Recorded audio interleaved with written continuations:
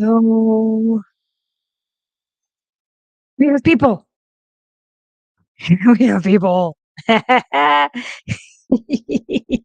How is everybody? Yes, tonight we're cooking Dune stuff from the Dune cookbook. It is, of course, an unofficial cookbook.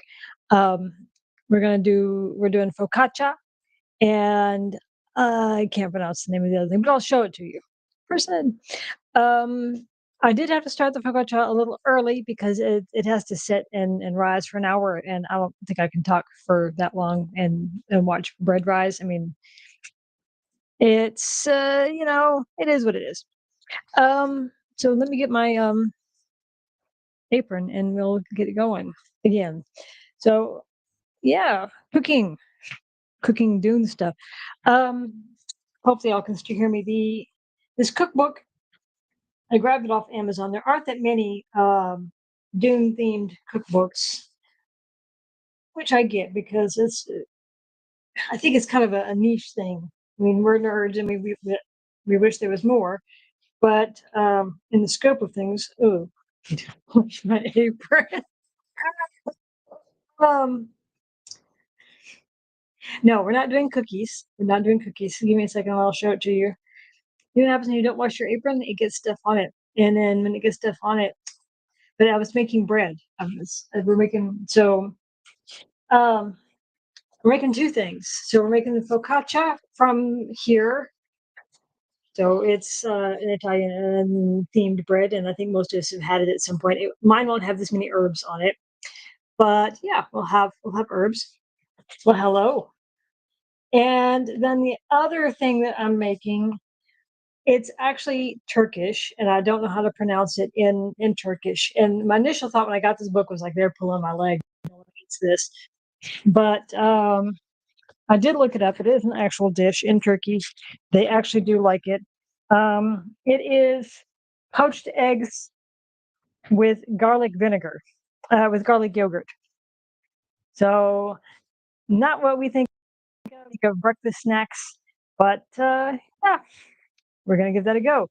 Um, so I figured these would be easy ones to get going. Those are both the focaccia is listed as from Caladan, and the garlic bit is supposed to be from Fremen. Next time I will be looking at, I would like to do some Harkonnen ones, but they tend to be a little bit spicy and tend to be a little bit more complex. So, but things like, keep in mind that the book has a lot of, as I say, all of the pictures are AI, which is a bit annoying. But so when I saw the garlic recipe, I was like, they got to be pulling my leg. But that's an actual real thing.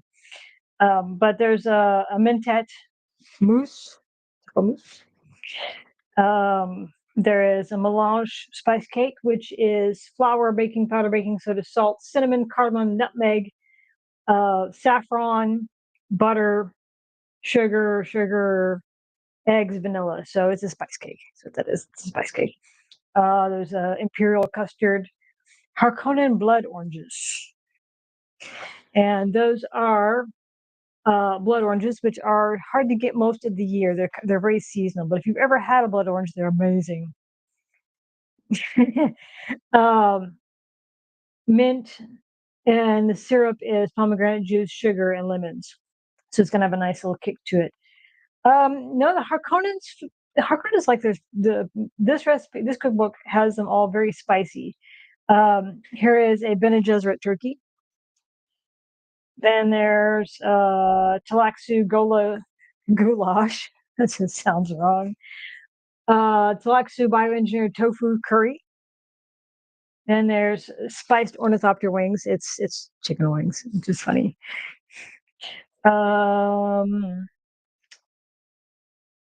Let's see. There's some fish. The jerky is actually, there is jerky in here. There is turkey in here. And it is Fremen jerky. Remember the guy the other day who was asking where's the jerky in his death still? There's the jerky. There's the jerky. But there's flatbreads. There's some Caladan crab cakes, which are out of my budget. There's some bruschetta.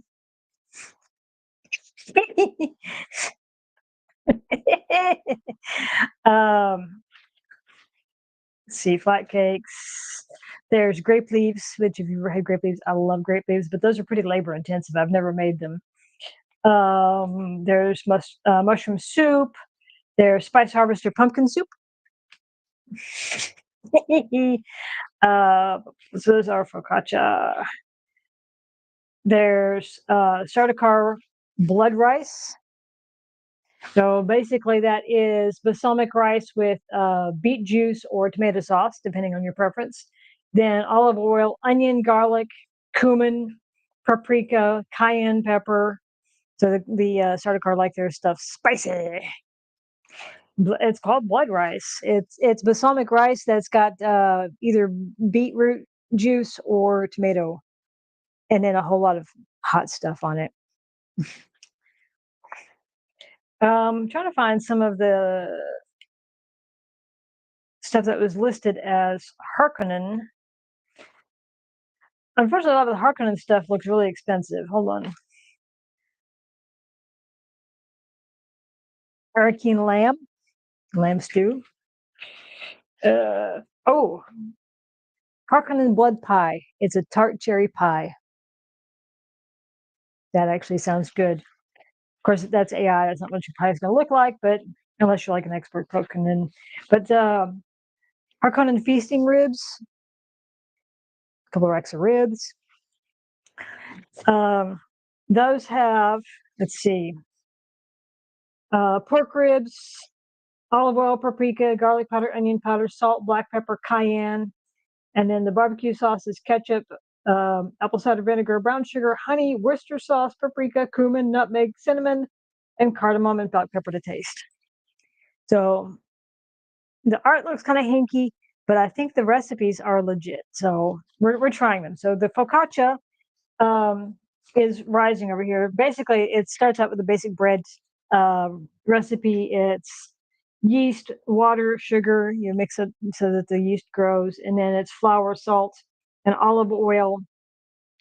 And you mix all that up, and you put it in the bowl and you let it rise for an hour. And so that's where we're at. When that's done, and we're doubled in size, then we're going to do, once the dough has risen, we're going to punch it down and turn it down to a greased baking sheet. We're going to stretch it out into an oval or rectangle about 1 centimeter thick or half an inch for those of you who use Freedom units.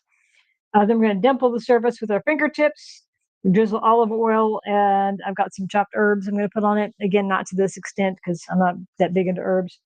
Then we're going to let it rise again for about 20 minutes, and then we're going to bake it for about 20, 25 minutes. And then when that's cooling, we'll make the garlic stuff. So, and the garlic stuff is basically you mix some garlic into some Greek yogurt, and we're going to poach some eggs, put them on top, and then you put your seasoning on top of that. Yeah, bread is, I started this early because it's a whole lot of sit and wait. Some breads you got to let rise more, some others you don't. I almost forgot.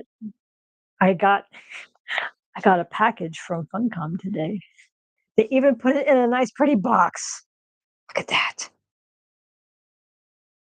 It's a nice, pretty box. From all the way from Oslo. And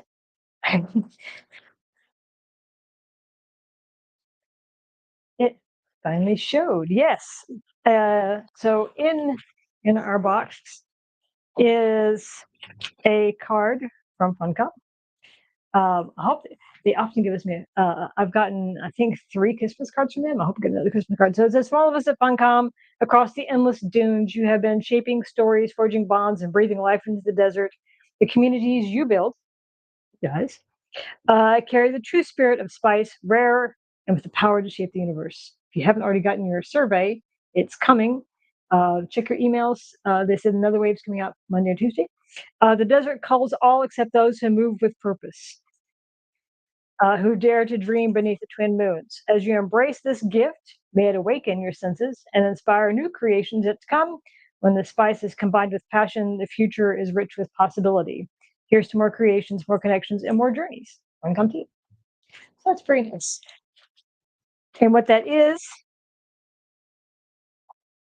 tea, and I'm covering that up because it's got the mural code on it, and I'm totally keeping that. So it's my mural code. Even got the shaker mural code. Finally. Apparently there was some mix up with the orders, and then they had to wait for the orders to come, and then it had to come from Oslo to here, so they prepackaged it and put it all nice for us. So everybody in my community, let me know, and I will put a mural in your house, but I'm not giving you my coat.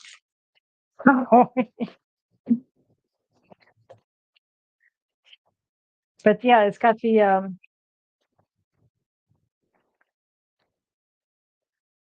the funky shaker. I'm not a big fan of tea in general, not like black tea, so this will be interesting. We'll have to give it a try next podcast, see how it goes. But if nothing else, this will look really great on my shelf with the rest of my goodies, right? So many thanks to Funcom for the goodies. It's been a whole thing working with them, and the first big company I worked for. I think. I mean, I really have only done a whole. I mean, I started out with Conan, and I've played a little bit. Played a little Fallout, played a little Palia, played a little Unreal Tournament. Tried Stray. Not. I can't use a controller. I tried Metro. Really struggled with the controls and the UI. But yeah, pretty much I've been with Funcom for a bit. The first Stray was amazing, but there's that first fight, I guess, you have to get through, and if you're not on a controller, yeah, not with my old person reflexes, no. So, but yeah, I love that they sent it in. It's like its own little box. That was like a little something extra, and that was very kind of them. So, um, cannot complain about the tea. So there is that. So how are we doing on time? Let's set that aside today for this. We got about 15 minutes left before we have to do the punch down on the dough over here. And yeah, it's growing slowly. I'm worried about being a little cold, so we might have to go a little longer because if it's yeast will grow and cool, but I mean it has a preferred temp, so we shall see. And in the meantime, I'm going to sit because I'm old and my legs are sore. Yeah, Dune. Lots going on this week. Shrinkage is a thing. Shrinkage is a thing. Not that I've ever experienced it, but I've heard it's some doughs don't like it when it's cold. So I've heard. I don't know.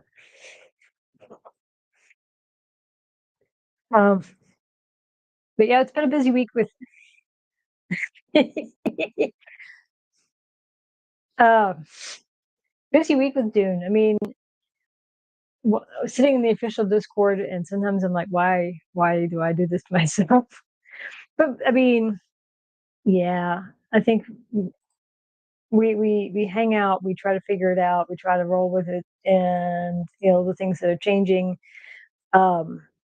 So server moves are coming soon. The base backup tool is still in testing, and I believe this next week they're going to have another round of testing for it because they tested certain parts. I think they're going to test some more because they want to make sure it works 100% of the time because it would be catastrophic for it not to work properly.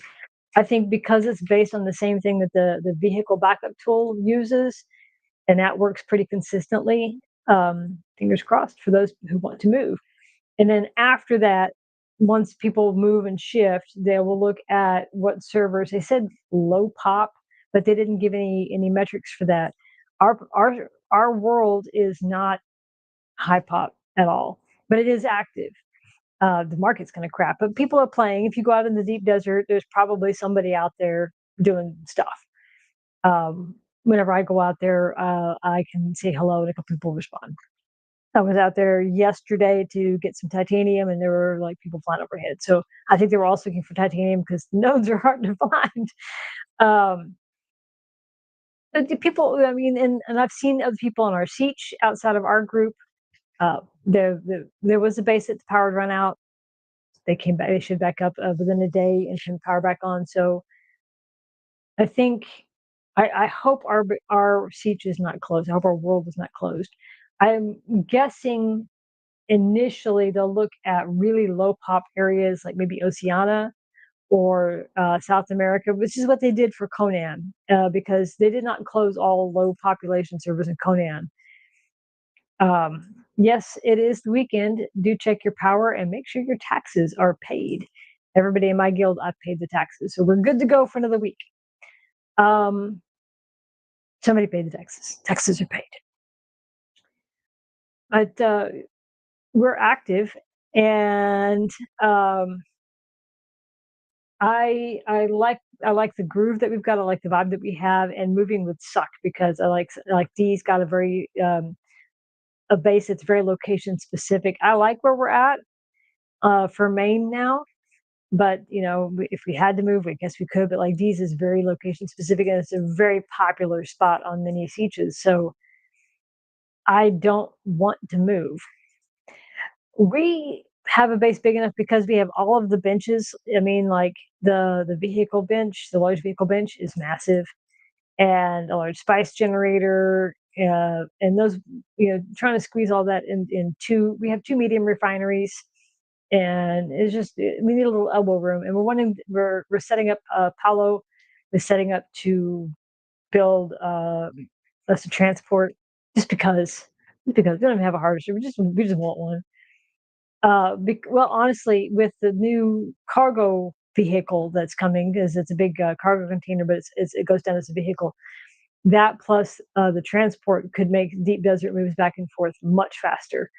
So instead of making a whole bunch of runs with a medium, you could just take all of it at once. It's a good reason to have it, even though we don't have a harvester. It will be nice. The storage on them is massive, but again, it is a vehicle.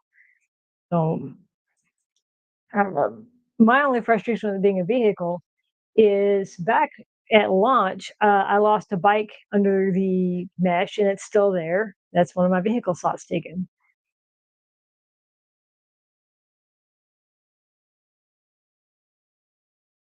Um, I think there's been some belief that server mergers will bring people back. And I'm like, I don't think the server transfers and mergers will bring people back. It might invigorate some of the PvP groups because they're wanting to play with people, which I respect. Um, but I think what's going to bring more people back is not just chapter 3, but all of the other stuff that's coming with chapter 3, because the next part of the story is coming and the next DLC is coming. But there's also changes to combat. There's changes at some point. I think they've hinted at the deep desert changes happening in the first quarter next year, and changes for PvE and that, because they did promise us that they would not progress block us. So there's lots of things that are coming that I think, and really, and I've said this before. People complain, I played 500 hours. You know, lifed it. You learned life a game that's 5 months old, and you ran through all of the content. Go play something else. And Joel will tell you, go play something else. It's okay to go play something else while you wait. And the base backup tool will help that along, because you can back up your base and hope no one comes in your spot.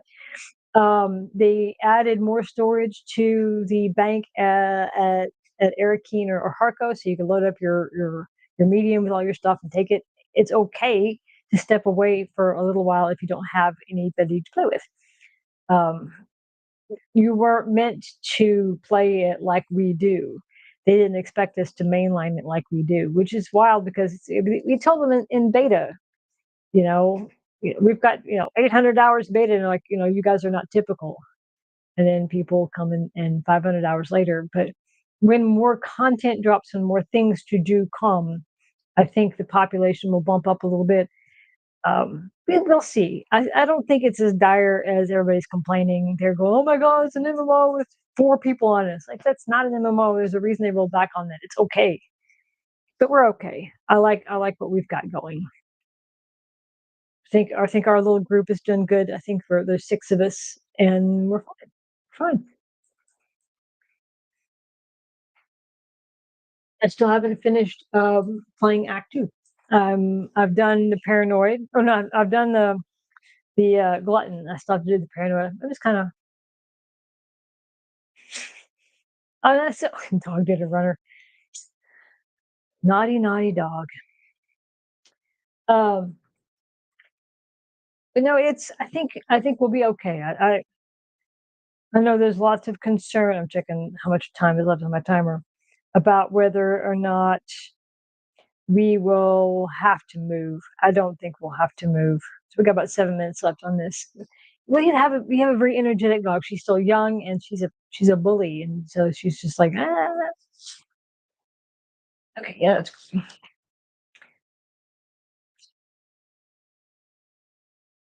whoosh indeed. Hopefully someday you'll have a fence and that'll help because I know chasing dogs up and down the road is not fun. Not fun. Um, you know what I should have been doing was cutting up these herbs. They can be a handful. They can be a handful. So let me put this out of the way. I forgot I had topped up my water because I get thirsty talking. So it tells you to cut up a specific amount of herbs. This is where I'm going to go very whatever vibe I want to for the moment because don't I won't use as much as they say. Let me check my timer here. Yeah, you can't see that. Okay, that's off. All right, because it says for our herbs, we need 2 tablespoons of rosemary chopped, 2 tablespoons of thyme chopped, and a tablespoon of sage, which is not a lot. So, unfortunately, when you buy this stuff, you have to buy this amount, which is more than what I need. But I thought, what the heck, they were cheap. I will try it. And all my Italian herbs are kind of. I've got the blend in there. It's not the freshest, so you're not going to get the best taste out of it. So let me find a knife that doesn't stick. I need to sharpen my knives. So I'm going to cut up whatever feels right for these, and then we'll look at the bill.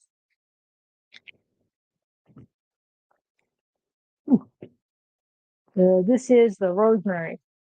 Parsley, sage, rosemary, and thyme. I have no idea how to cut these up.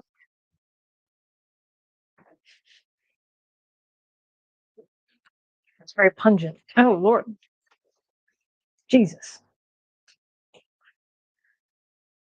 my knives are dull.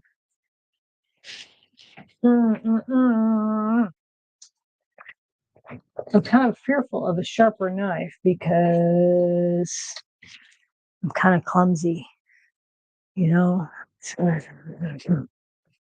Well, let's wash this and see if I can sharpen it.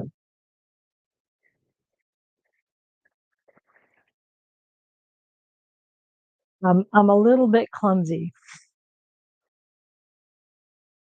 I don't know. So someone really quick, Google foo. How do I chop up rosemary, sage, and thyme? You say buttons. This is my son's laptop, and he put on some animated cursors because it's his laptop that this particular software does not like, and I was like,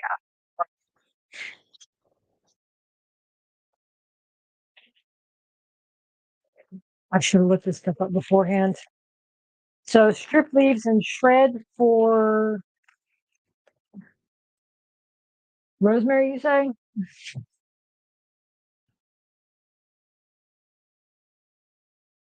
That's very strong smelling. It's very it's medicinal. like of a better term.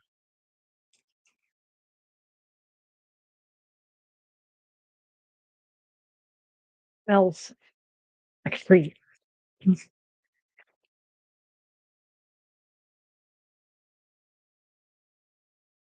Chop leaves. You know, these days, I don't know anymore. I should have looked all this up beforehand.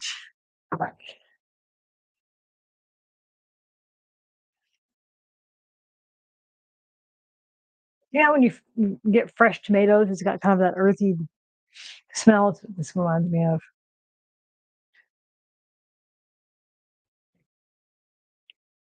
Okay, so we're gonna chop that. I forgot to sharpen it. Went through and cleaned it, and then didn't run to the sharpener. Brains, if Meg had any, should be a danger. Okay,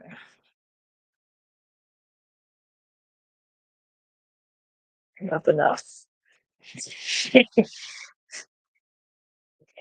I would imagine so. I would imagine so. The stems do look a bit woody. And same thing for the thyme, I'm going to guess.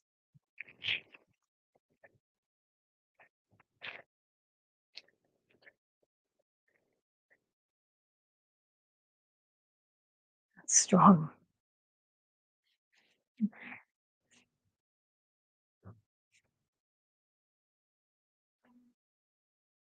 Yeah, yeah. So what Meg is learning is Meg should have gone with the dried. That's what Meg is learning. Time we're just stripping. Time, keep on stripping, stripping. Future Meg is tired. Meg has not been drinking. I promise. Did yesterday. I found in Germany it's Eierlikör. I forget. It's actually Danish, I think, or Dutch. Um, it's like eggnog, but with it's not rum. It's made with brandy, and instead of all the extra spices and stuff, it's vanilla. And it's quite nice. It's also like 35 proof. It's got a little bite, but it's my seasonal guilty pleasure. I've been telling myself for the last several years I was going to get some, and haven't done it. And this year, I'm like, fuck it.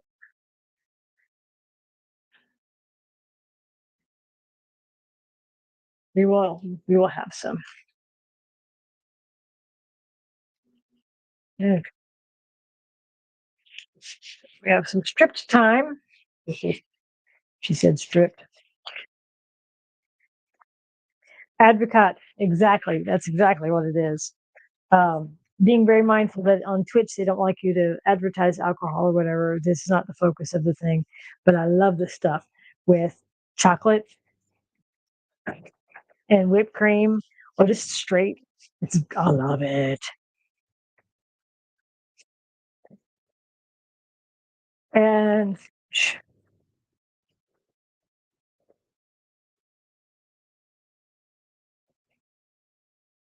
oh, and I'm just gonna do a little bit of sage. These leaves are much softer. I'm gonna guess these chop up a lot easier. When I think sage, though, I always think of like chicken or turkey stuffing.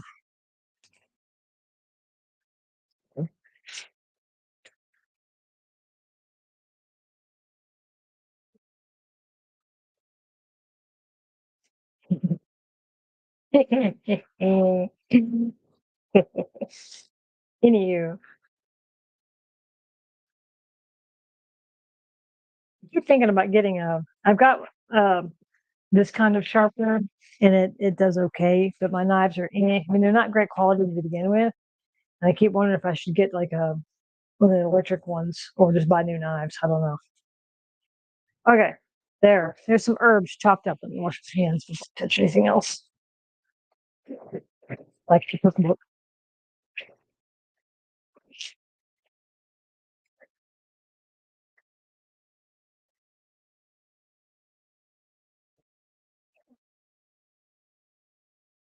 It used to be the signature drink. I can see how it's a I can see it being dated like eggnog. It's kind of a dated drink. Um, but it's nice. I like it.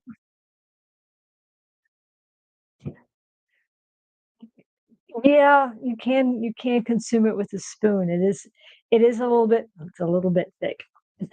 Yes, it's a lot thick. Okay, so we have reached the point where has it about doubled in size? Almost. We're gonna get it a little longer, and then we're going to put it onto a grease baking pan. Because it's made with olive oil, I'm going to use olive oil to grease the pan with, so don't add any flavor or anything else. This is all to take. I can see how some people are being turned off by the texture. I hate eggnog. I hate eggnog so much, but I love this stuff. I don't know why. Well, I can guess. Growing up, my mom didn't make proper eggnog. Instead of rum, she used cheap bourbon, which will impact the flavor. And I think I just have this aversion now to cheap bourbon for reasons. And I think also because eggnog has got different seasonings. It's got more of the seasonal stuff like cinnamon and that sort of stuff and allspice, where the apricot is vanilla. Okay. So that is all prepared. I'm worried about that having risen enough. It's still very cool.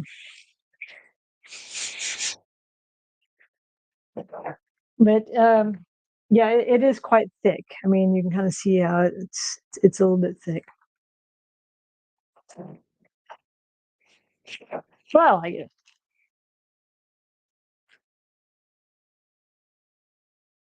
it is heavy. It's thick, and also, I mean, you serve it like double shot glasses, so you're not. I mean, serving is not really big anyway. Can't stand it. Can't stand it. And it's so popular in the states. It's just it's a thing. But I don't know if it's still popular anymore. I mean, when you go to the grocery stores, it's still wall to wall eggnog in the dairy section.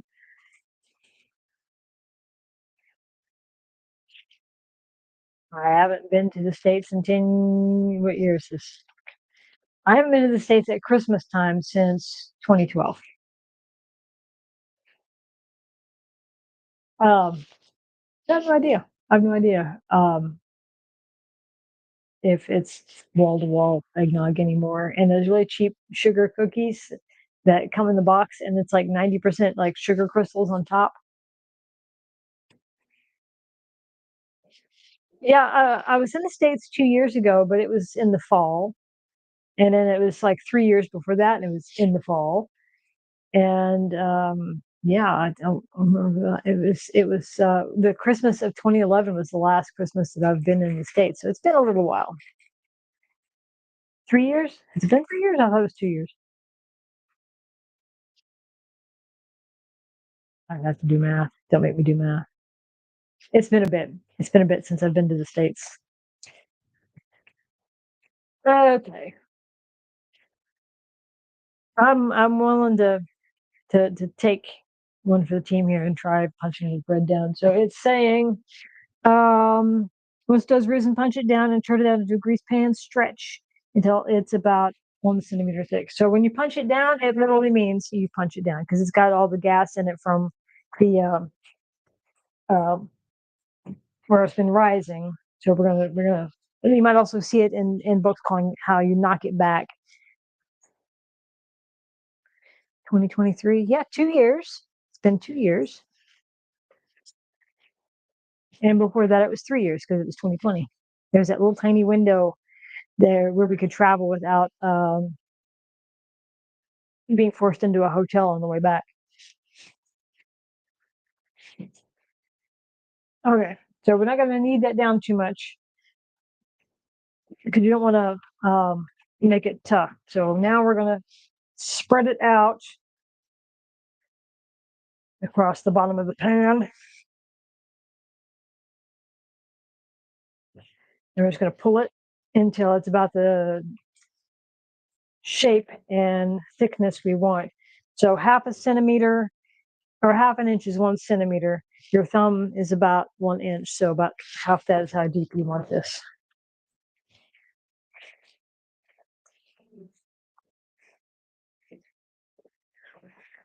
And this is not going to cover the entire pan, but that's okay.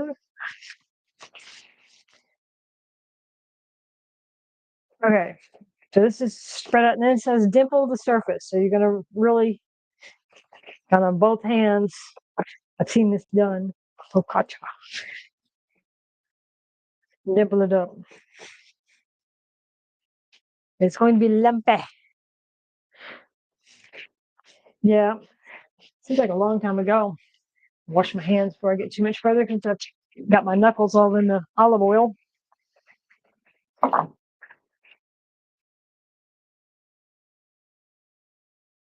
Right water. This faucet, I think after as long as we've lived here, I'd be used to where the hot water is on it.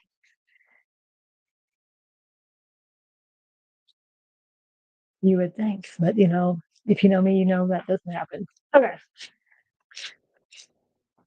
We have now stretched out the dough. We have dimpled the surface. We're now going to drizzle it with the olive oil and then cover it with our herbs and salt. So olive oil. It is going to be lumpy. It is going to be lumpy.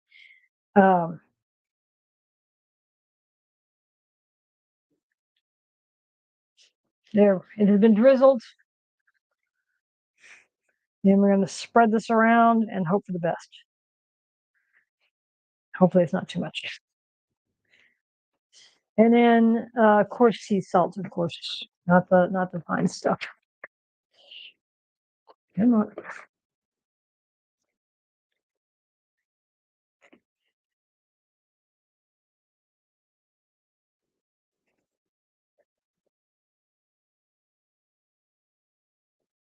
Okay.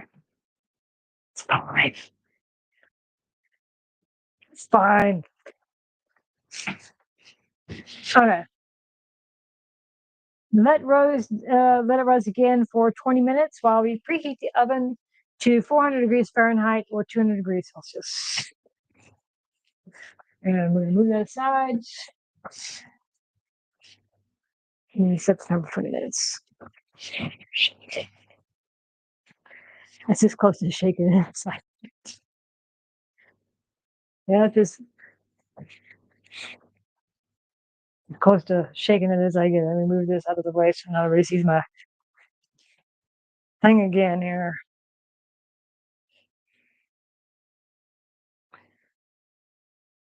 20 minutes. On the timer. 50. Got 3 minutes. Okay. There. It's going. And then, oh, there was another one. Getty Prime spiced bread. I don't know if you can see that. There we go. If you like dark bread, this will be pretty spicy though. And that is flour, wheat flour, all-purpose flour, rye flour. So it's going to be a very heavy bread. That is Getty Prime dark spice bread. Yeast, sugar, salt, clove, black pepper, allspice, nutmeg, molasses, and olive oil. So that's going to be a really heavy party bread.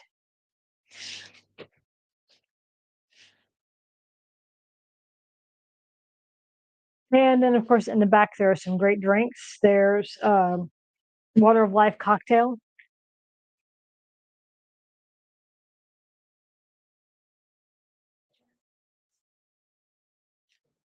I will see if I can remember. Remind me to post the recipe. The Water of Life cocktail is gin, blue Curaçao, lemon, simple syrup, orange bitters, ice, sparkling water, and lemon twist or edible flowers for garnish. Yep.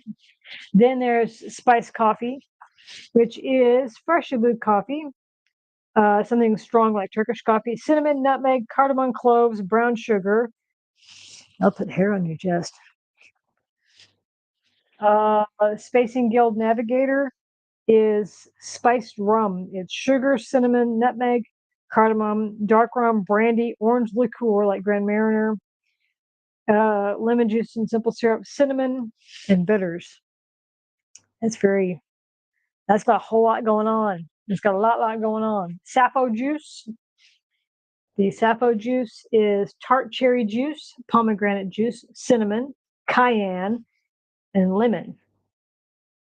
That could be a thing. That could be a thing.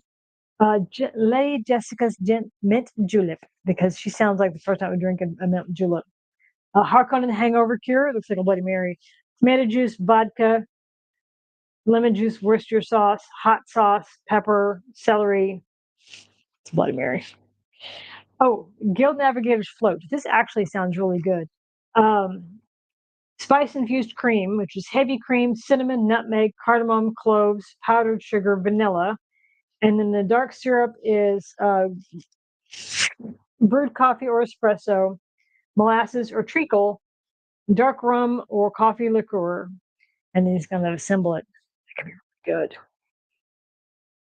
Tilaxu gin elixir is gin, butterfly pea flower tea, lemonade, and simple syrup. And apparently you layer it.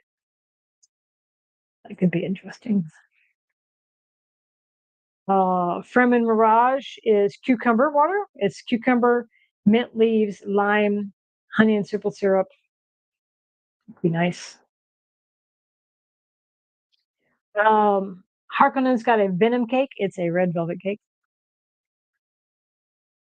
Spiced truffles. Do you like truffles? Spice delight, which is Turkish delight. Salted caramel bites. Could be good. Mentat mindfold mousse. Yeah, there could be some fun stuff in here, but again, part of it too with the cooking stuff is just trying to find something that's going to be engaging for however long that I am up to talking. Plus my budget.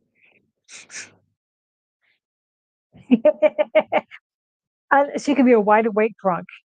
I love those drinks where you're like, because you're like coffee sobers. No, you're just a wide awake drunk. You're a wired drunk instead of falling down drunk. I think the cucumber one would be really nice in summer. Let me see if I can find that one. But yeah, in fact you make a big batch because it's half a cucumber, 10 mint leaves, 2 tablespoons of lime juice, a tablespoon of honey, and then sugar cubes, ice cubes, and sparkling water, lime slices, and cucumber ribbon for garnish. You muddle the cucumber and mint. So you put it in the shaker and you shake it. Then you add all the stuff and you strain it. That could be really nice in the summer. You're right. It could be really, really nice. Blood orange sorbet could also be really nice. I love blood oranges, but again, they're so seasonal. Such a very short season, but they're really nice if you like blood oranges. I love blood oranges. It's 2 cups blood orange juice. That's 6 to 8 blood oranges. That's being very ambitious. Blood oranges are small. 1 tablespoon blood orange zest, sugar, water, lemon juice. Ben and Gesserit biscuits, some cookies, almond brittle, amaretto cheesecake. It looks lovely, but I don't like almonds that much.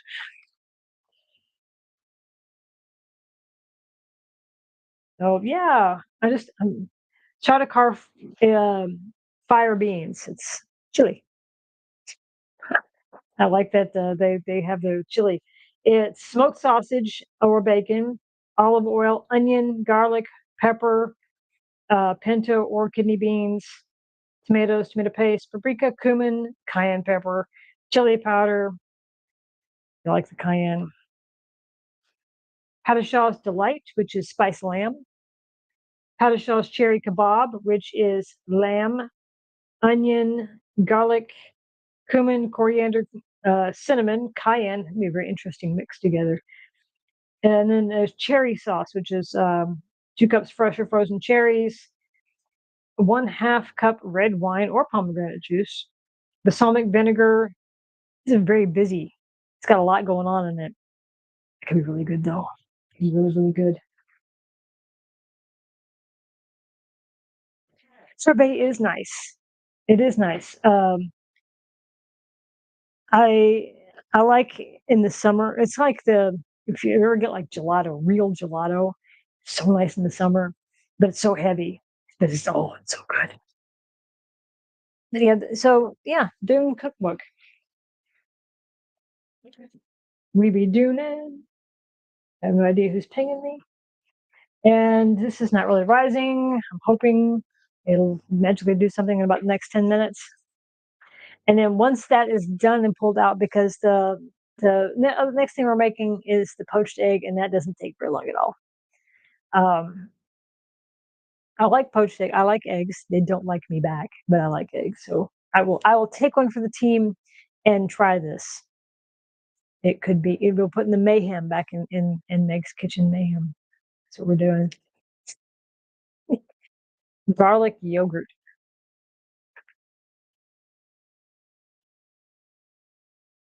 Basically, it's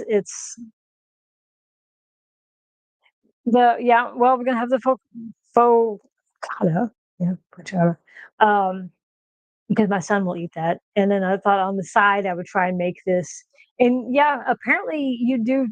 People like to dip um, the bread into the garlic yogurt stuff. That part sounds good. I think the trick that we're looking for is it's going to be because it's not going to taste so much like yogurt. It's going to be tart and garlicky with the egg, and that itself could be really good. And that's what we're making. So it'll be individual. I've never had it, but when I looked online, like I said, I was like, "Is that a real recipe?" It is a real recipe, and it's gonna have the poached egg on top. And yeah, it could be outstanding. I mean, I like poached egg with like salsa, fried egg with salsa. I like salsa with it. So I mean, to me, it's going to be a similar experience. We're expanding our culinary palette here, our culinary experiences. That's the plan, right? Right, that's the plan. I still plan eventually to do the Dune cookies someday. Because I've not given up on them. IRL stuff, real life has been kind of, and I haven't really looked for a good recipe for making the cookies yet. And I do apologize for that. I still want to. I will need to replace some of the ingredients because I'd gotten some fondant, whatever that stuff is, to try and do for covering on it. Of course, that stuff bricks up really fast. So um, we shall have to see. We shall have to see. As we do. But Dune, yeah, Dune's good. They I found it interesting. I was watching the chat. Dune, the official Discord has the two channels. There's 0 and 1, and 0 because it's the top one. People tend to end up there, and it's the spicy one. It's the spicy channel. One tends to be a lot more laid back, but 0 is the spicy channel. And it was interesting over the last few days. So they did the last update and accidentally shared a combat change sooner than they intended. So they did the combat change where they nerfed crippling strike, which has a lot of the PvPers really mad because it was like the meta, and so they were mad. You broke blah blah blah. Um, but I'm of the opinion that if everyone's using the one power from the one skill tree, then that's probably a problem, especially when they were wanting people to diversify more. But the second thing that they accidentally did was they changed how some of the NPCs were able to dodge in melee, and that upset a bunch of people. And it's really funny to watch every because there was one group that came in and was like mad that the PB peers wanted that change and it benefited them, and then there was another group mad saying, "Well, the PVEers cried about it," and it's just like it was an unannounced change.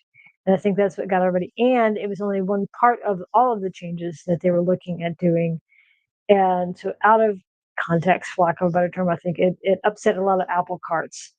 Um, I noticed that melee was a little spicier with the change. I think in isolation, I can see a lot of people being upset about it. I'm not an Uber player by any stretch, and I will spit dart everything I possibly can, and then I'll stab the rest. There's no in between for me. And so, um, when they start being able to dodge out of, because it felt like normally when you run up to someone in melee, you want to hit them with light several times to stun, light, light, light, light, and when you're going to knock back, you do the heavy strike to penetrate the shield. And depending, some of them you might have to do that 2 or 3 times, right? Depending on what weapon you have, depending on what shield they have, and even in the tutorial, you have to do it 3 times, which really kind of irritating. But um, it was like they were dodging out of that, and it's like I don't get to dodge you that much. So I can understand why people were upset. It is an adjustment, but they're also going to be doing melee changes in other ways because I think they were talking about changing to rapiers, how they behaved. They're going to be changing. There's a whole lot of things that are coming with the changes with Chapter 3. It's not just the story that's moving forward; it's a whole lot of combat changes. Yeah, there was. It was kind of shocking because they're like, "What?" They reverted that back after a couple of days because like that wasn't supposed to be a thing yet. It's part of what's coming.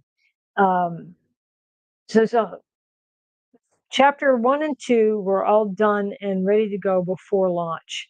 Chapter 3 is, and all of the changes that are coming are based on feedback from people and interactions with the community, I guess, for lack of a better term. How, especially like combat changes. The arrow and the DD was interesting. So they haven't given a timeline. They haven't talked too much about it, but back in the AMA, they did say that the DD was going to be going back to um, PvP. But yeah, people were mad that arrow suddenly didn't have any titanium, and that was a little rough. That was a little rough. We went out to the deep desert, and it was very sparse that week for islands, and it was a little bit dry that week.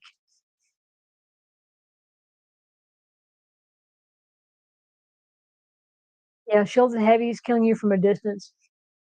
I went into the wreck in the Sheol in the bottom left because I was after some spiced beryllium, and those heavies do not play nice. They don't like having you over. They were very rude hosts, and it's like you're okay. I've got the shield, and then no, you don't.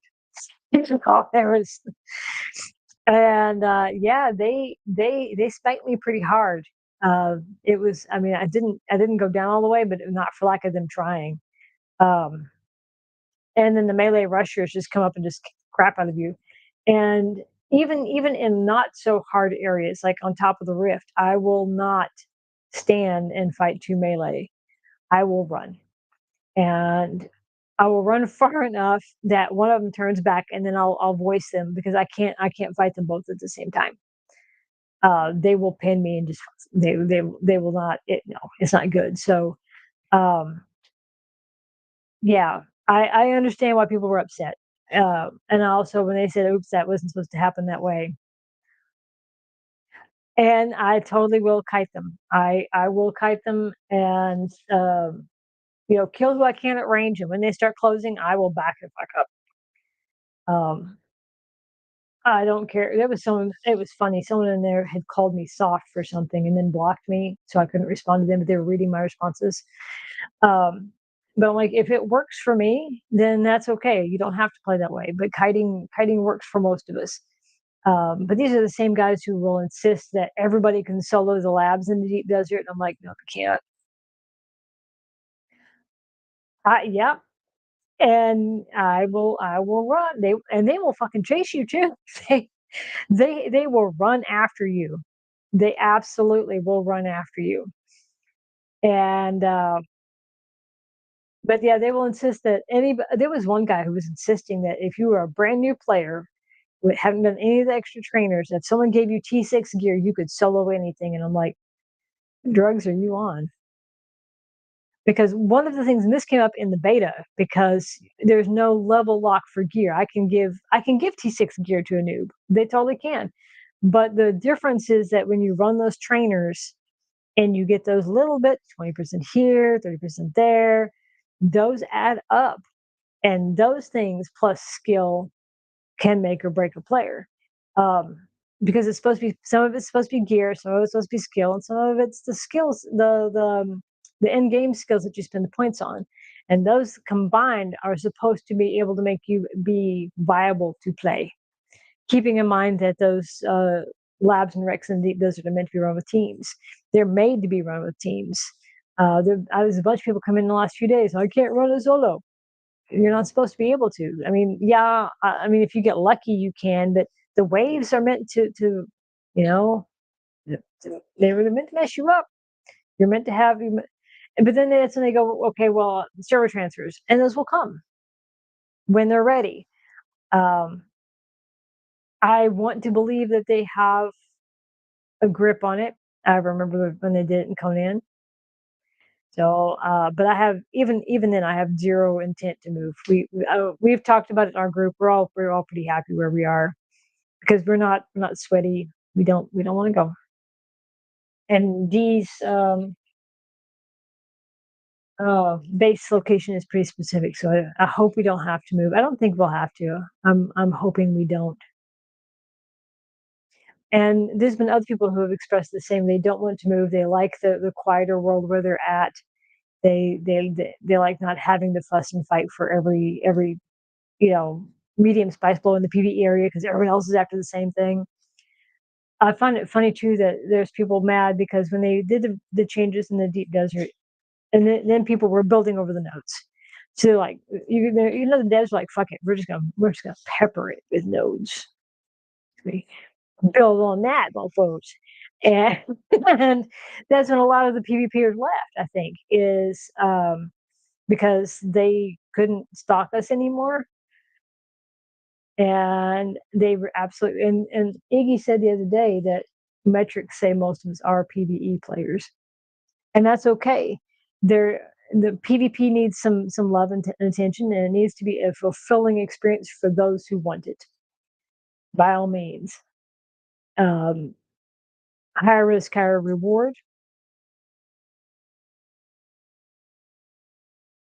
From a Funcom point of view, it makes sense to merge worlds. From an extent, I don't think they're worried too much about money for the worlds, but I think that some will go away, especially the really low pop ones, and people will leave. There's lots of people who are insisting that they're on such an unpopulated world that they insist that there's only 10 people on the whole world. It would make sense to close that one. I get that. Doesn't mean I want to move, but people insisting that Haga Basin should be popping, and I'm like, should it though? When you look at the movies, it's pretty sparse. It's meant to be sparse. And I find it funny people were howling when the game was launched that saying 40 on a siege would not be enough. And it is. It's plenty. No, I think until I think chapter 3 will drop before they start closing anything, because I think the metrics, because people will move. Chapter 3 and new content, especially like how some combat changes, I'm pretty sure will happen. It's just a guess from the melee stuff we just saw. Some changes will happen in the first quarter for combat. That will bring people back, and then they can play with their friends. And then at that point, we'll probably look at metrics and see who gets close and who doesn't. That would be my guess. This raises a little bit, so we shall see. And then bake it in the oven for 20 minutes until it's golden brown. Okay. In it goes. 20 minutes. It says 20-25, but my oven tends to be a little so we're going to do it the shorter time to start. And let me clean up my mess here.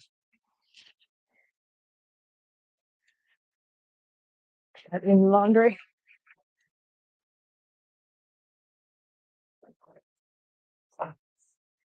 And then I can start pulling stuff out for the yogurt.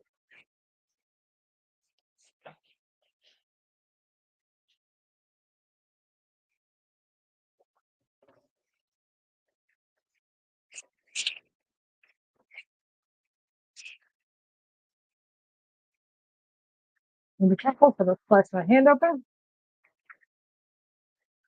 You know, like you blood.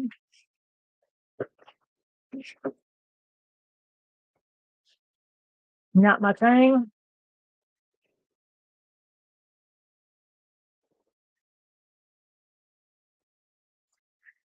Okay.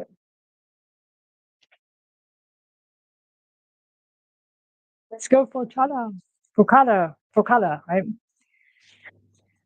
I took one semester of Italian in university. I never worked so hard for a C in my life.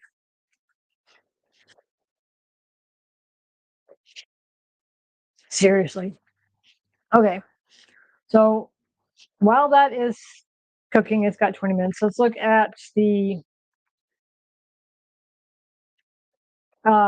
poached eggs and garlic sauce. It requires 1 cup Greek yogurt, 2 cloves of garlic minced, and salt. Which makes sense. It's gonna be. I wonder if it's gonna be like maybe a texture of similar to hummus, but not as gritty. I like hummus. And then poached eggs is 4 eggs, vinegar, and then spiced butter, which is unsalted butter, chili flakes, which I will not use because I don't like it hot, and paprika, which I will use, and then garnish, which is cilantro, and I ain't gonna do it. Basically, you prepare the garlic yogurt in a bowl. You mix the garlic and the salt and the yogurt and stir until smooth. Sounds pretty straightforward. And then you're going to poach the eggs. This is probably the hardest part, is poaching an egg and getting it just right.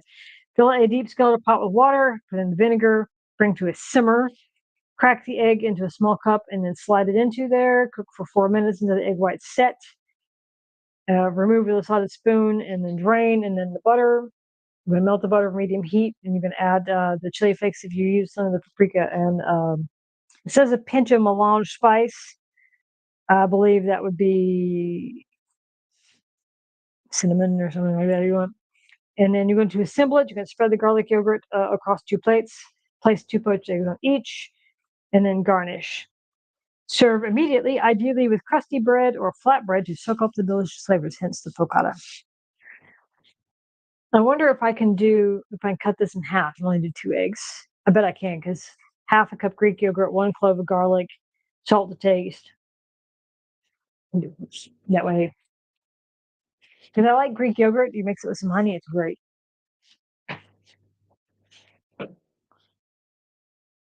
I actually went and looked it up. It's focaccia is how it's supposed to be spelled. I don't know. Focaccia. No habla Italian. I remember ciao, and I remember crying over the lack of. So when we conjugate a verb, right, we need the pronoun I am, you are, he, she, it is, and we know that means singular, right? First person, and this is all first person. You are, all of you, they are, we are, that's all third person. And we know that because I and we, one and many, we know this.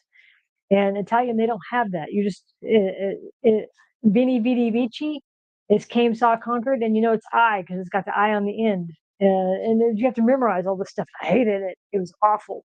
But it would take me back to German, which also is awful, but it's at least it's an awful I've sort of understood. Why do we need so many determiners? Why? Why are you doing this? Why? Warum? Warum? Okay, so I've got the lazy garlic stuff because I'm lazy, and I use it for random things, and that way I know it doesn't go bad as quick. My Greek yogurt, and I have eggs in here somewhere. Eggs, and then I'm talking about some melted butter over the top.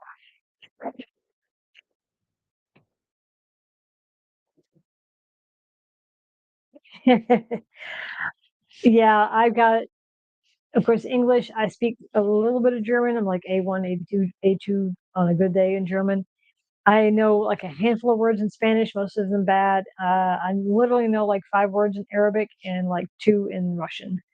And that's because I lived in the Middle East. And our um, letting agents, that company was they were all Chechnyan, and the owner of my flat was Russian. And it was a whole big to do about having the documents. Oh, so, and then like our maintenance guy, we had a problem, and I had a coworker that was Russian, and I'm like, Andre, help. So Russian guy goes to talk to the Chechen people to talk to the Pakistani maintenance guy to try and get this problem fixed. And it was just like watching sea water from ceiling fix. Yes,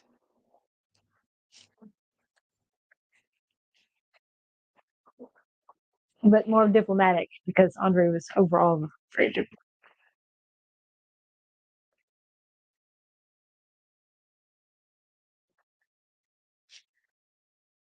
Okay. Now we wait.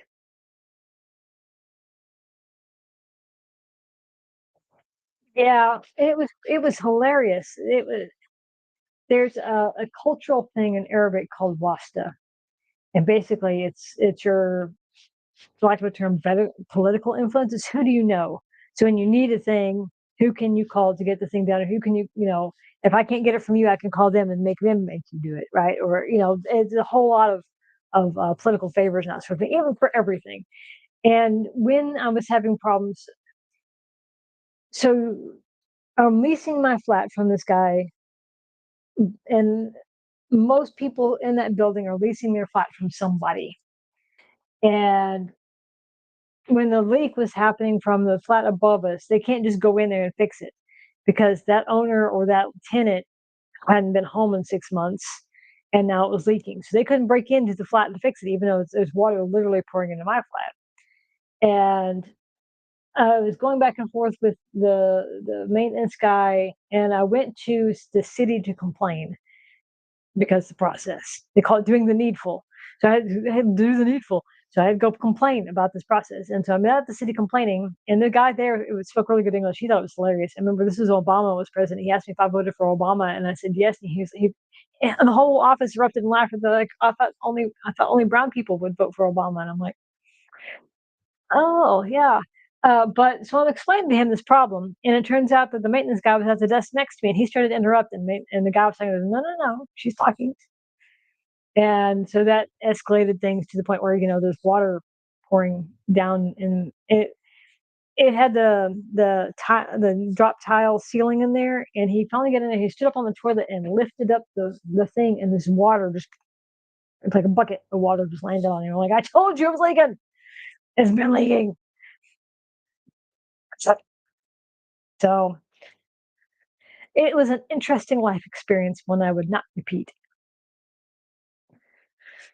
at all. It was no, no. Well, I need one peanut butter too.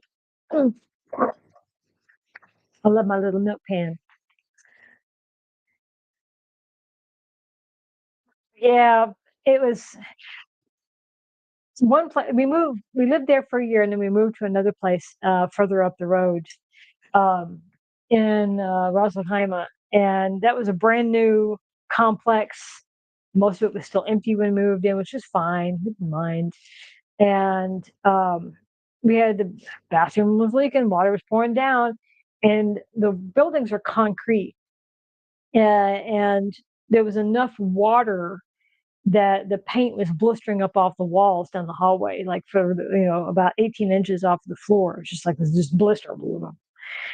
And they finally got that fixed. It took them a while to fix it, and then they came in and the guy painted. And he scraped and he painted, and then in like a week it was back because the wall was still wet.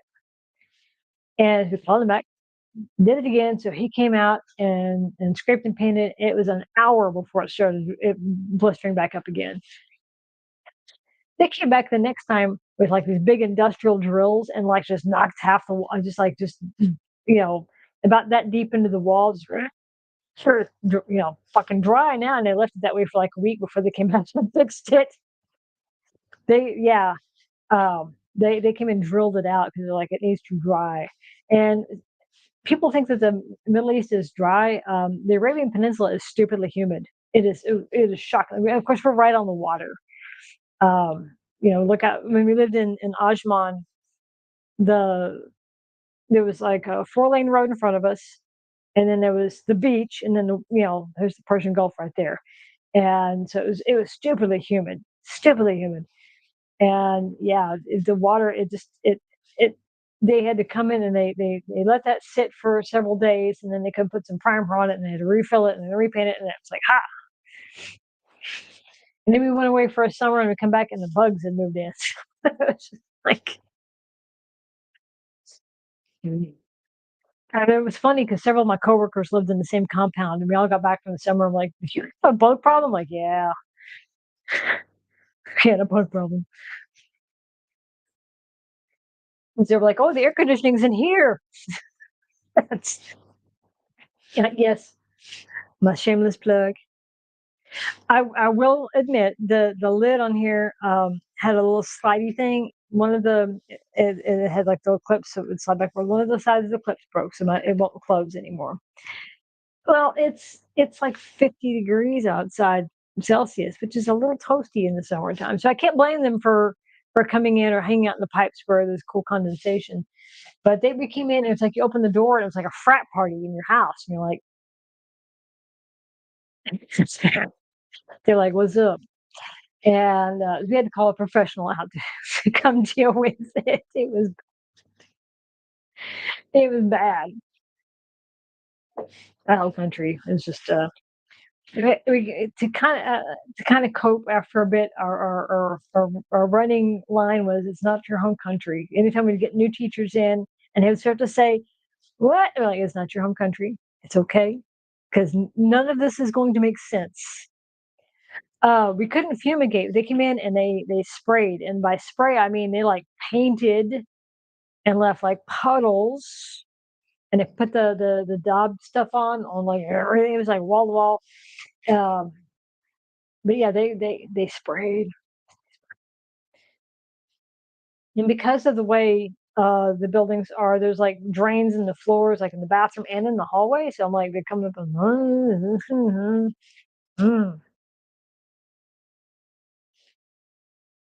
cranky bugs, like big bugs. Mm. Yep. Yep. How is my bread look? It smells like bread. It's looking like lumpy bread. Hopefully the seasoning's not too much. I don't think I put as much on as it said, but there was we had a snake one time at school, and um, they don't like snakes. They're not lovey snaky people. It was a whole lot of screaming and running around and sticks and things. And like it's we had a mouse in the staff room one time. We had a teacher who was from Liverpool, served like 15 years in the Navy, manly man, and that snake, the mouse, it just had him running. I'm like, it's just a mouse. It was a little mouse. It was probably dangerous. It was probably a poisonous danger noodle. Don't get me wrong. It was just how they went at it, and then after its demise, they cut its head off and threw it in the desert in the opposite directions, so its spirit wouldn't come back and haunt them.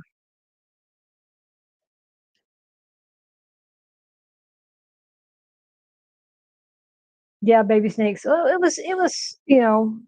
When I think, like American snakes tend to be, the 6 foot long rattler, or 3 foot long water moccasin or whatever. This was not a massive snake. I mean,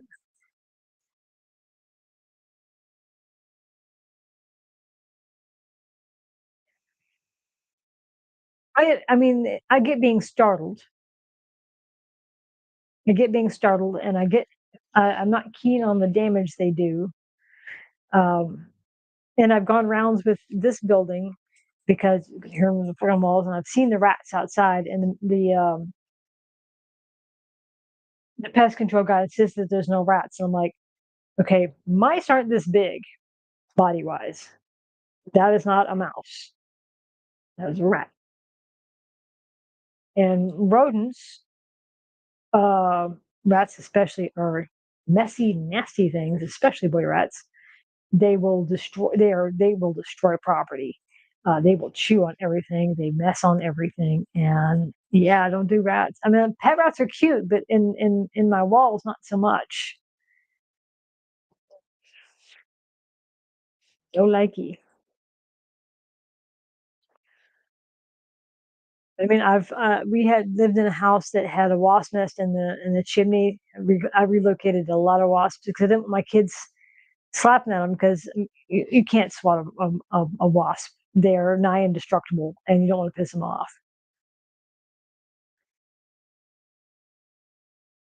So when the catch one and nails to the door, you won't sleep for the next week.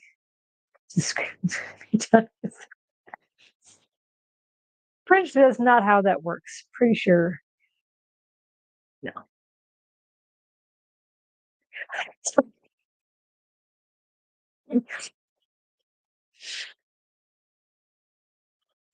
That's that's different. Maybe used a little too much herb on this. We shall see. It's kind of on top. So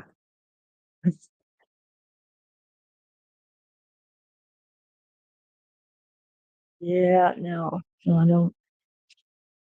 The only time I've had a problem with snakes, we had a water moccasin in the kitchen. That one had to go with prejudice. Um, Especially since my kitchen was internal, there was no, it had gone through the house. So yeah, and it's a water moccasin. They're excessively dangerous. So no.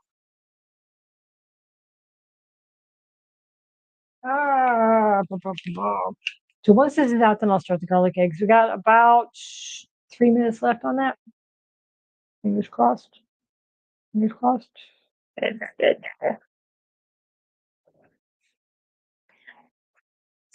So I used to be a teacher, and I worked at a boys' school for a while, which was hellish. But I had a trick up my sleeve that usually got their attention. I wasn't even paying attention one day, and I leaned over on a desk, and I had put my hand on the desk, and this kid noticed my thumb and wigged out, and I'm like, the thumb does some things, thinking about boredom in the field while I'm waiting. And apparently, I guess that's not common, but I do have a party trick. So, but my fingers tend to be a little on the flexible side, right? And it's not common. Um, but the one thing, if they ever started getting really redonkulous, was not only did my fingers um, go backwards, but we could do they wiggle. Hold on a second. They're like, oh my God, and the screaming would start, and I'm like, haha, I'm in charge now. So that's my field story is bendy fingers freak teenage boys out. Not usually, no, no, my hands don't. I mean, every now and then, my knuckles will, I guess, not lock, but kind of hang a little bit. But no, they really don't hurt. I mean, they I have hyperextended on my knee and dislocated my elbow though. This all the connective tissue is a little bit loose. That's a problem. That's a problem. Okay, I think the bread is done.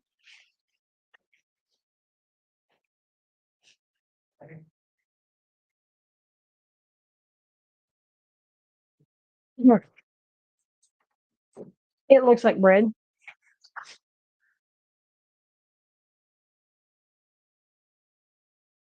It looks like bread. Don't let that cool for a few minutes, and then we'll cut some out. While that's doing, so we're gonna do. It says a cup of yogurt.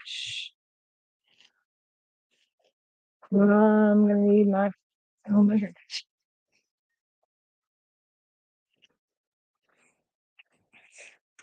Bread.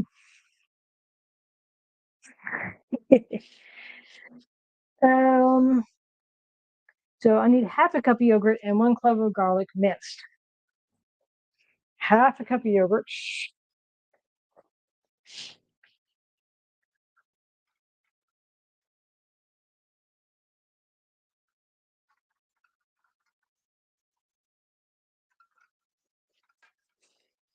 I have many sets of cups for a reason.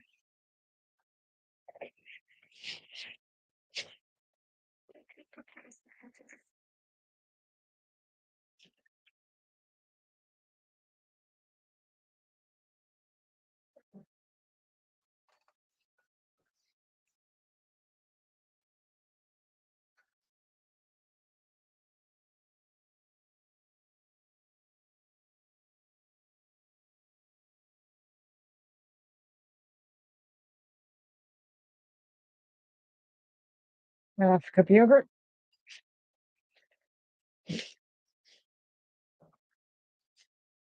Into the bowl.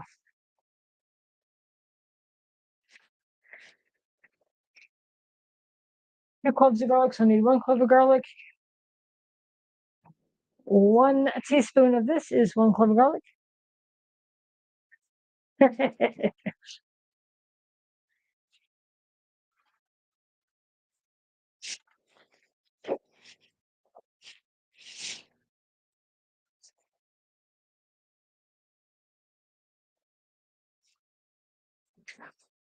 1 clove of garlic. Put it back in the fridge. And salt to taste. I've been kind of on a salt kick lately, so salt to taste.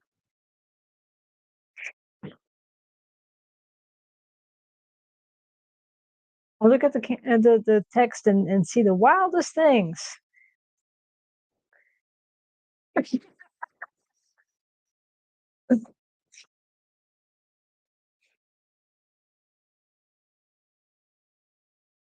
I'm glad you guys are entertaining yourselves. Male bonding at its finest, right? Look over and you guys are talking about farting being a competitive thing.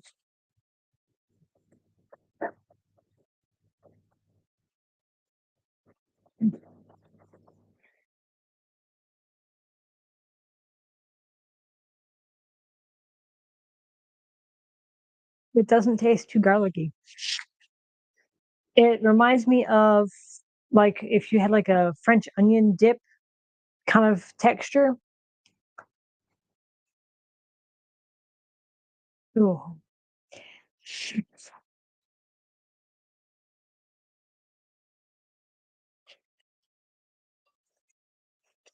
You should have got it stirred up good. I mean, it looks homogenous, but it's not bad. I was worried about it being kind of gross, but it reminds me of like a garlic dip.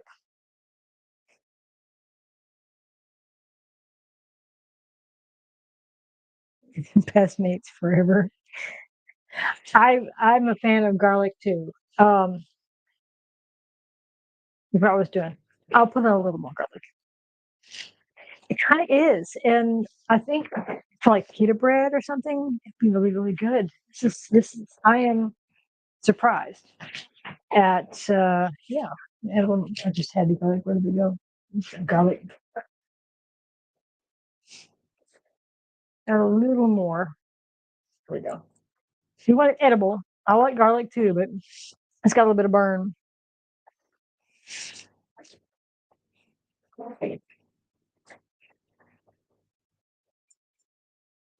Oh, it smells good. Color me impressed. Initially, it sounded kind of grody, but I think this with poached egg on this be freaking awesome now. I'm looking forward to it. Hmm. Yeah. Yeah. Most definitely. Okay, I'm gonna set that aside, and now we're going to do the poached eggs.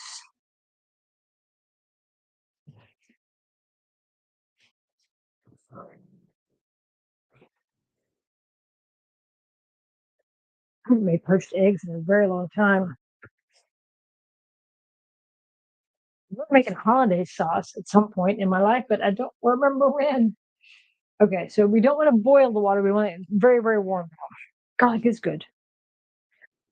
That's what I'm thinking of. The garlic yogurt with the cucumber and the stuff that you put with the lamb. That's what I'm thinking about. It's got is it mint in there? Is it tarragon? It's something. But yeah, That's what I'm thinking about. And then for the spiced butter, it needs melted butter and um, I'm going to use paprika. I'm not going to use chili flakes. I don't like spice. It burns. The the capsaicin stuff in it will blister my skin, so it's not nice to. I remember having a backache. Anyhow, where I grew up, I was I'd done something to treat my back, probably mowing or something, and I was being junior, and then next thing I know, I had like big blisters all over my back from where it had blistered my skin. So not something I like to repeat. So I'm not going to use as much butter as I say. I am trying to cut back. Everything I cook in here is just like butter.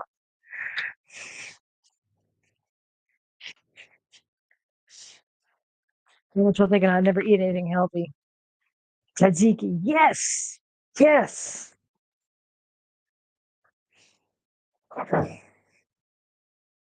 It's tzatziki with lamb. Mm, mm. Butter is a staple ingredient. So I'm going to melt it with a little bit of paprika, just my parsley, sage, and basil.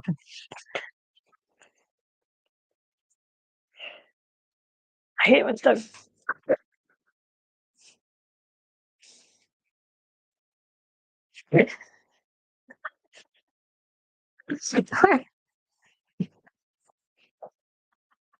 Ah, where's the lid?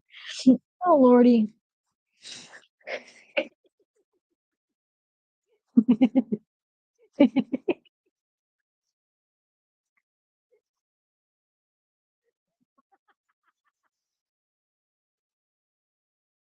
I was gonna gently squeeze it a little bit to kind of loosen up the edges, and I guess I squeezed it a little too hard, and it just popped.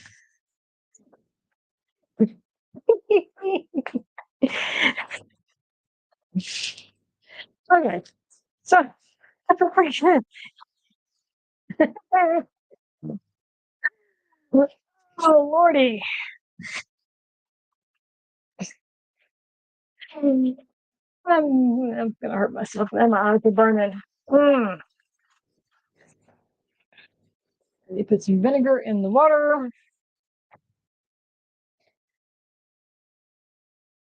Basically, the vinegar helps the surface tension to keep your egg from separating too much. Also, when you make poached eggs, generally you want to have the freshest eggs. You can use any eggs for like scrambled eggs or fried eggs, but poached eggs, you kind of want to make sure that the whites kind of stay together. So she says, as she's unsure now how old these eggs are. Ah, behave, behave. Okay, and then once that water's hot, it's not hot yet. Then mm, mm,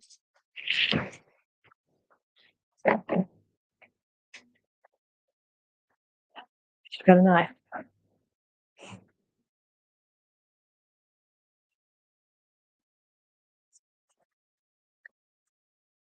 Everybody be afraid.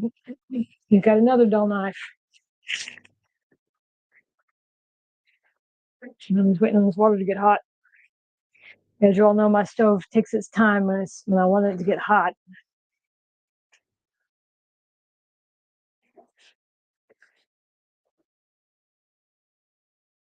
Bread is hot.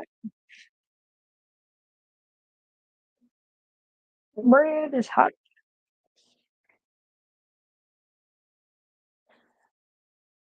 I've had a similar bread recipe where I just made it into a loaf. I bet you could use the same.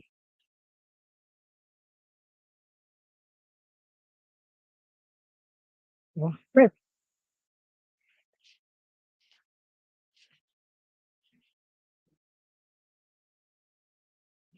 Y'all are being mad. I'm being very, very bad.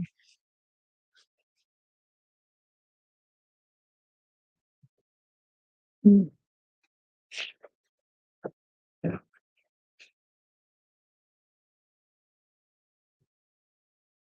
Bread.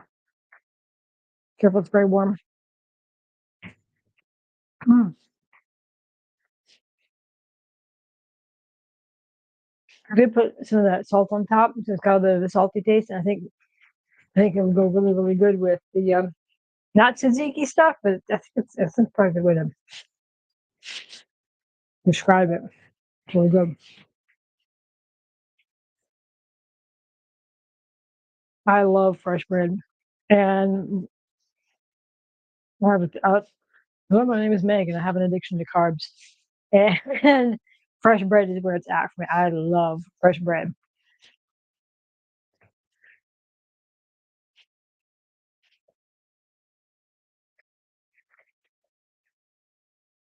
Okay, big. I got two thumbs up.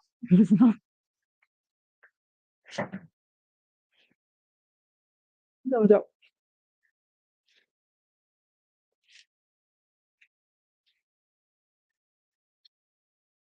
This time of year, I just want like a big fresh thing of bread. I want like some beef stew that's been in the crock pot all day, or like pot roast that's got like the baby carrots and the little baby onions in it. It's been, in the crock pot all day. It's just you need some hearty food. My inner hobbit needs it. You know, there's growing up, my mom would make potato soup. We had a lot of potato soup. I still every now and then I want it, but it's so hard to find the ingredients that she used. I don't know how to substitute it. Ooh, I've in some of my nerd cookbooks. There's some stew. There's some. I think there's more lamb stew in here. Hold on, if I can find it. Fish pie. Yeah, there's lamb. Um, which would make sense for the Middle East.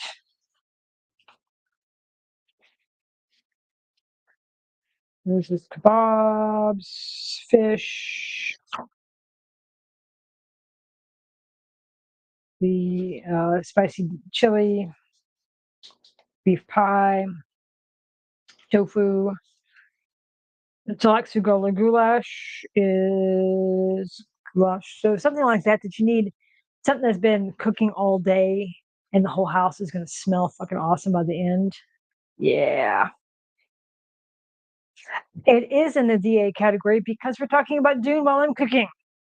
Normally I would not, but because it is a Dune themed stream, we've been talking Dune food.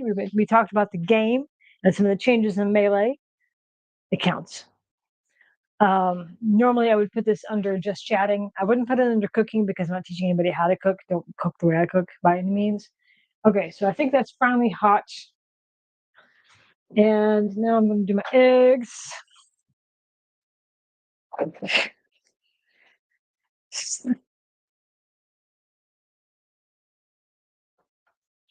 haven't done poached eggs in so long. Gotta be very, very careful not to break it.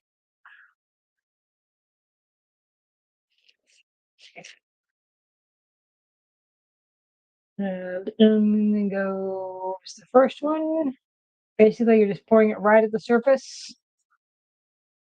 That way it sticks together so it doesn't disperse. And then we're going to do the second one.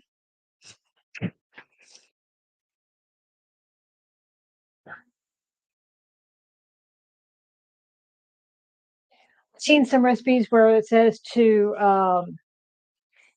put a lid on it and cover it, but again, you don't want it to boil because you don't want the energy to break it apart.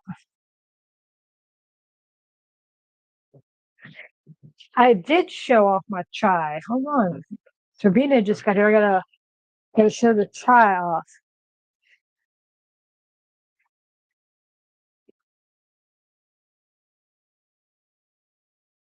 How long do I do the eggs for? I forget. 3 to 4 minutes. Okay, so let's do 3 minutes, and then I'll show off my chai. That's not a euphemism.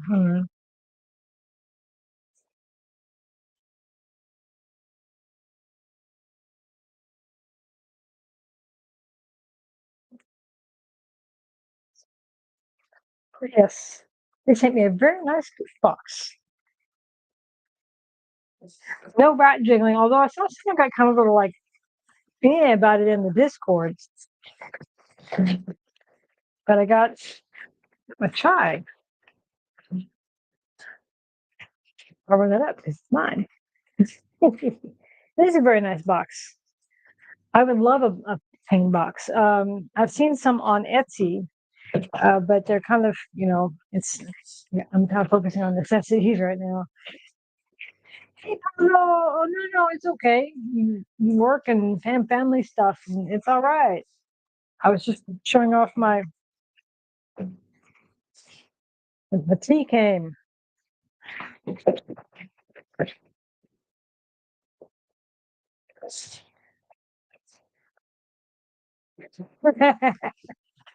We did get into the focata. We did, and it's actually quite nice. The egg is still coming.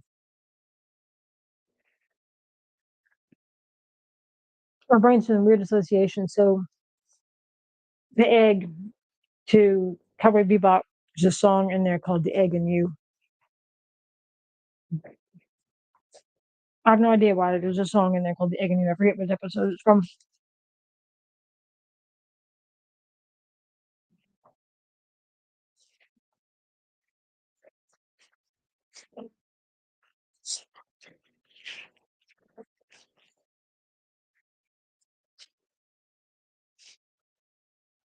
Okay.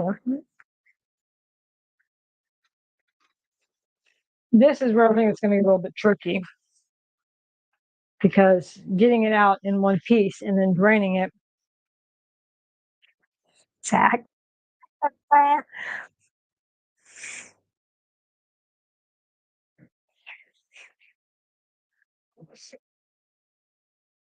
Actually, instead of a spoon, let's try that. You want to try and get them out as whole as possible, and then you're supposed to set them on paper towel to drain.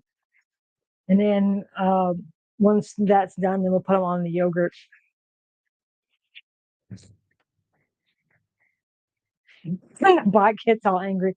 The bot gets mad when you say ass, which is funny because you can say ass in the official Discord. It's one of the few sweary words you can say, which is hilarious to me.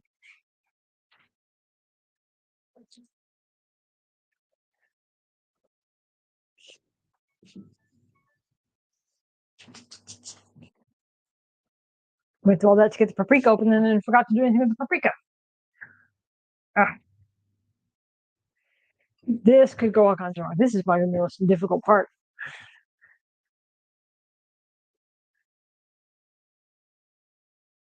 Turn that off. It should be warm enough to melt it.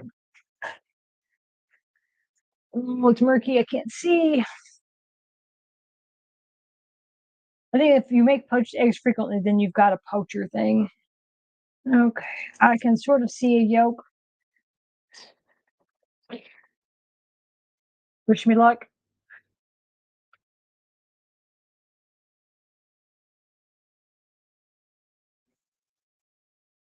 That one's out. It's so full of foam, I can't see. But basically, you're kind of sort of boiling an egg without the shell on it.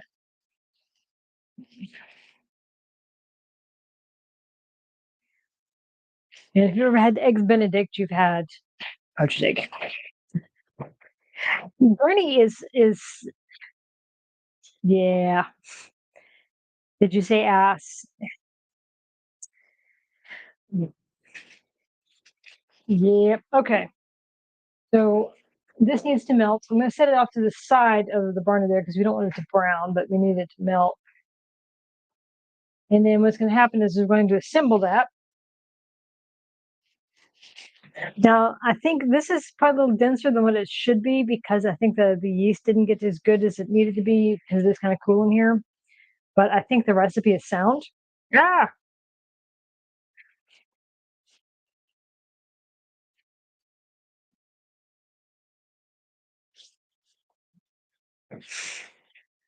Oh, well, thank you for coming. What time is it? This has been longer than I expected. And it's with pre-prep.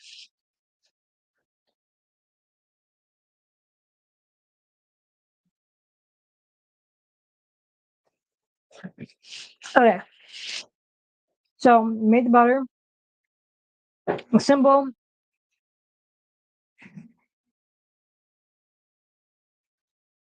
Almost done. Alrighty.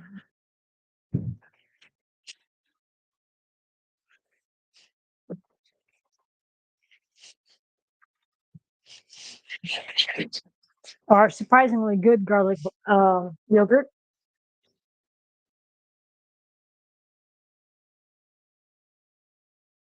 And we're gonna plate that.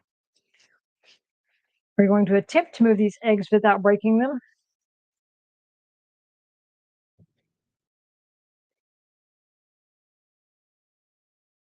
One and two.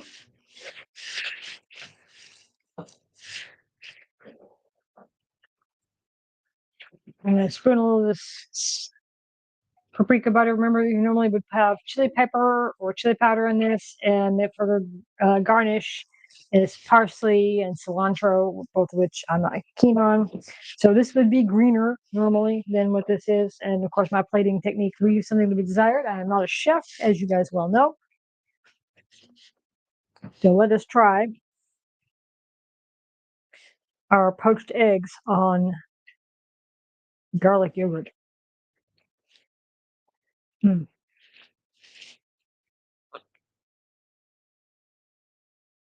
that's really good. And then you take that bread and you soak up all this up. That's actually good because it's just creamy garlicky egg.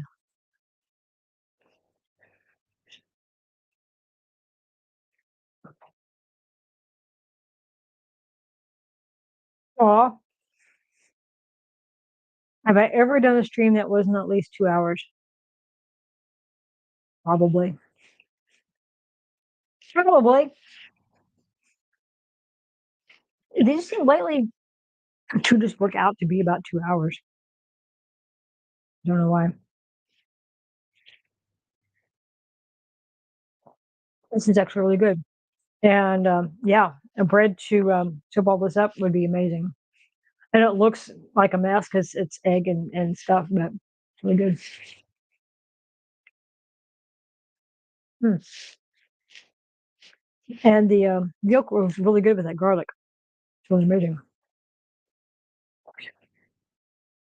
I do love a good poached food. Yeah.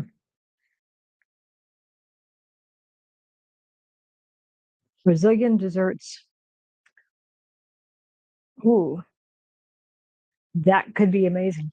You get some people don't like runny eggs, and I respect that. So poached egg would not be for you. Now this one's not quite as runny. The second one is cooked a little more. Uh, I also like soft boiled eggs, but then again, you don't want that to be runny because that's there's a health hazard. But if I'm eating out and getting eggs, I always get over medium because it's safer that way.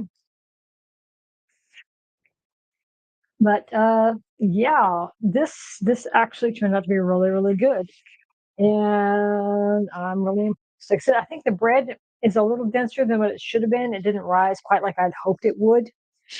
I do have another bread recipe that is much simpler. That I think if I were to make it with the olive oil on top and the seasoning, it would probably taste just the same. And it's super easy. Mm,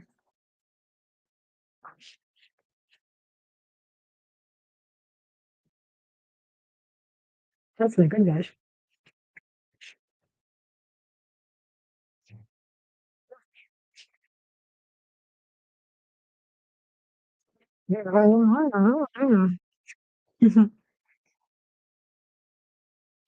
I know, Zach. You said you had you gotten up early, but thank you for coming by. I appreciate it. It's like the OGs from last year, it feels like coming back around. I got stuff on my, don't mind my messy apron.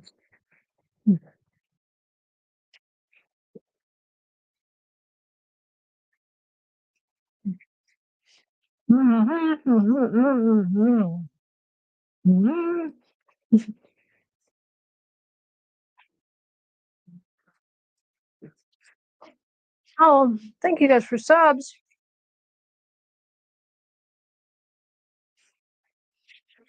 This time of year, especially on a Saturday after a holiday.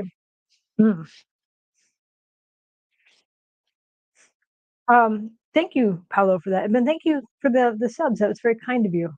And Zach, get some rest. I know you said you were really tired because it's been like a crappy day, and no, no. You need to follow the Navy philosophy, which is never again volunteer yourself. Capitalism sucks, and yeah. But yeah, this all turned out really really good. I was really surprised. Do you need more bread? We'll get you another slice. Not right now. Okay. Understandable.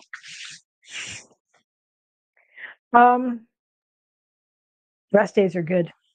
But yeah, thanks everybody for showing up. This actually, I was expecting a lot more mayhem with the garlic.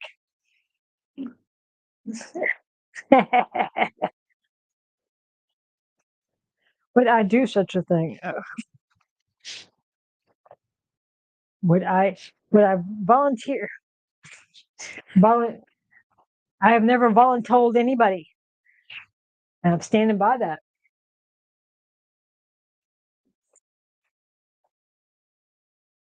You know you liked it. And when your next rotation is off, I'm going to grab you again. Dee's got some IRL stuff on, but Dee has volunteered to host an episode hopefully next week. And then, yeah, we got, of course, there's lots of stuff going on. And Iggy is out of town. I forget where he's at this weekend. There's some game thing going on this weekend. But he did say in the works is a very long, like 3 hours, dev stream talking about what's coming with chapter 3. Again, not just the chapter, but all of the changes. So we'll have that to riff off as well. Thank you guys for the gifts. That's so sweet. Thank you. It means a lot. I think we're at a good stopping point. The food turned out amazing. I was really surprised. I will have to see what other things I can make from this cookbook because it's actually shockingly good. And Paolo, whenever you can, no hurry, because I know you got sleep and stuff. You got a busy week with family stuff. So yeah, we'll see what I can do. I appreciate that, guys. Thank you guys for coming. And how much time are we at? We are right at 1 hour and 50 minutes, so 2 hours almost. We'll catch everybody. Don't forget my Discord. If you hit ! Discord, somebody who can make it work. You can find me there. Yeah, and of course the merch